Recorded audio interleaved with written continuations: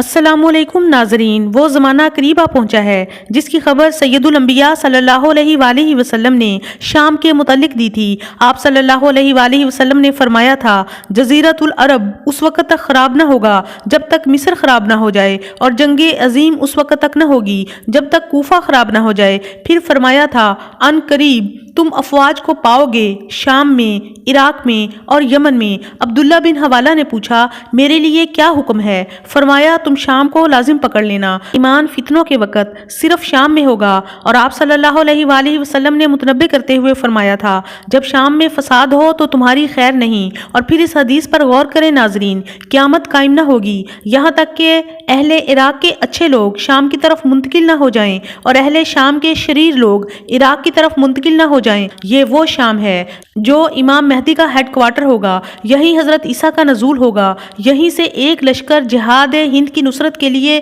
روانہ کیا جائے گا۔ ارض مقدس شام، جس کے بارے میں حضور اکرم صلی اللہ علیہ وآلہ وسلم نے جب قرب قیامت کا ایک روز ذکر کیا، صحابہ کرام بیٹھے ہوئے تھے۔ حضور صلی اللہ علیہ وآلہ وسلم نے فرمایا کہ وہ قرب قیامت فتنوں کا دور ہوگا کہ لوگ ایک شہر سے دوسرے شہر، ایک ملک سے دوسرے ملک کی طرف دوڑ رہے ہوں گے۔ لوگ فتنوں سے بچ رہے ہوں گے، وہ اپنی جانیں بچانے کے لیے دوڑ رہے ہوں گے۔ تو ایک صحابی عرض کرتے ہیں، یا رسول اللہ صلی اللہ علیہ وآلہ وسلم، اگر میں وہ فتنوں کا دور پا لوں تو میں کس ملک اور کس شہر کی طرف ہجرت کروں؟ تو حضور اکرم صلی اللہ علیہ وآلہ وسلم نے فرمایا، تم ملک شام چلے جانا، کیونکہ اگر اللہ نے دنیا میں 10 خیر رکھی ہیں تو اس میں سے 9 خیر اللہ تعالیٰ نے ملک شام میں رکھی ہیں۔ شام کی یہ فضیلت ہے، حضرت بلال حبشی رضی اللہ تعالیٰ عنہ وہاں مدفون ہیں، خالد ابن ولید سیف اللہ وہاں مدفون ہیں، سلطان نور الدین زنگی رحمۃ اللہ علیہ وہاں مدفون ہیں، سلطان صلاح الدین ایوبی سرزمین شام میں مدفون ہیں۔ غیب کا علم تو صرف اللہ کو ہے، اور وقت بھی اس ذات باری تعالیٰ کے قبضہ قدرت میں ہے، لیکن شاید ناظرین وہ لمحات قریب ہیں کہ جس وقت میں فتنہ دجال سے رسول اللہ صلی اللہ علیہ وآلہ وسلم نے اکثر نمازوں میں تشہد میں پناہ کی دعا مانگی اور سورۃ کہف پڑھنے کی ہدایت کی، تاکہ اس فتن کے دور میں عافیت میں رہیں اور حق کی پہچان ہوتی رہے۔ نبی صلی اللہ علیہ وآلہ وسلم نے فرمایا، میں نے دیکھا کہ میرے تکیے کے نیچے سے کتاب کا ایک بنیادی حصہ مجھ سے واپس لیا جا رہا ہے۔ میری نظروں نے تعاقب کیا، ادھر سے نور پھوٹ رہا تھا، میں نے دیکھا کہ وہ شام میں رکھ دی گئی ہے۔ پس جب فتنے رونما ہوں تو ایمان صرف شام میں ہوگا۔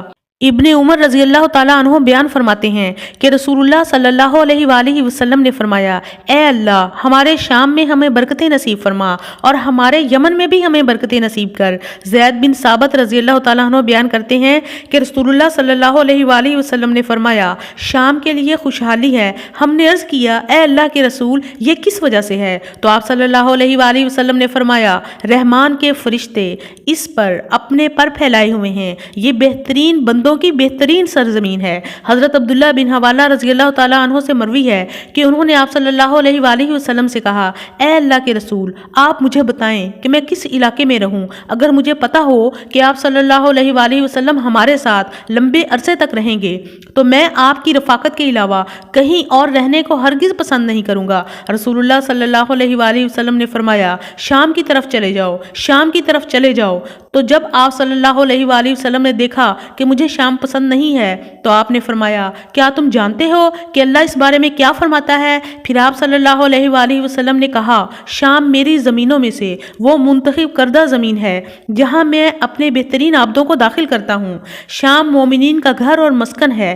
ابن حوالہ بیان کرتے ہیں کہ رسول اللہ صلی اللہ علیہ وآلہ وسلم نے ارشاد فرمایا تھا، ان قریب جہاد اس طرح ہوگا کہ تم لشکروں کے مجموعے بن جاؤ گے، ایک لشکر شام میں ہوگا، ایک یمن میں ہوگا، ایک جہادی لشکر عراق میں ہوگا۔ ابن حوالہ نے عرض کیا، اے اللہ کے رسول، اگر میں یہ صورت پاؤں تو آپ میرے لیے کس لشکر کا انتخاب فرمائیں گے؟ آپ صلی اللہ علیہ وآلہ وسلم نے فرمایا، تم شام کے لشکر کو لازم پکڑنا، کیونکہ وہ اللہ کی سرزمین میں ایک پسندیدہ خطہ ہے اور وہ اپنے بندوں کو اس طرف لائے گا۔ ہاں، اگر تم وہاں نہ جاؤ تو تم یمن کا رخ کرنا اور اس کے حوضوں سے سیراب ہونا۔ اللہ تعالیٰ نے شام اور اہل شام کی محافظت کی مجھے ضمانت دی ہے۔ سلمہ بن نفیل الکندی رضی اللہ تعالیٰ عنہ سے نسائی کی صحیح حدیث میں ہے کہ رسول اللہ صلی اللہ علیہ وآلہ وسلم نے فرمایا، ایمان والوں کا گھر صرف شام ہے اور غنائم اور رزق کی سرزمین صرف شام ہے۔ ابو امامہ البہلی رضی اللہ تعالیٰ عنہ سے مروی ہے کہ نبی کریم صلی اللہ علیہ وآلہ وسلم نے فرمایا، اللہ نے میرا رخ شام کی طرف کیا ہے اور میری پیٹھ یمن کی طرف کی ہے اور مجھے کہا ہے، اے محمد، میں نے تمہارے سامنے غنیمتوں اور رزق کو رکھا ہے اور تمہارے پیچھے مدد رکھی ہے۔ عبداللہ بن عمرو بن العاص بیان کرتے ہیں کہ رسول اللہ صلی اللہ علیہ وآلہ وسلم نے فرمایا، ان قریب ہجرت کے بعد ہجرت ہوگی، زمین والوں میں سب سے بہتر وہ لوگ ہوں گے جو ابراہیم علیہ السلام کی جگہ یعنی شام کی طرف ہجرت کریں گے۔ جب اہل شام فساد کا شکار ہو جائیں تو پھر تم میں کوئی خیر نہیں، میری امت میں سے ایک طبقہ نصرت مند رہے گا، جو لوگ انہیں بے یار و مددگار چھوڑیں گے وہ ان کا کچھ نہ بگاڑ پائیں گے یہاں تک کہ قیامت آ جائے گی۔ اور آج شام کے حالات دیکھ کر یہی اندازہ ہوتا ہے کہ قیامت بہت قریب آن پہنچی ہے۔ دعا ہے اللہ تعالی ہماری صحیح رہنمائی فرمائے۔ مزید انفارمیٹیو ویڈیو دیکھنے کے لیے اس چینل کو ضرور سبسکرائب کیجئے۔ اپنا بہت سا خیال رکھیے۔ Thank you for watching. اللہ حافظ۔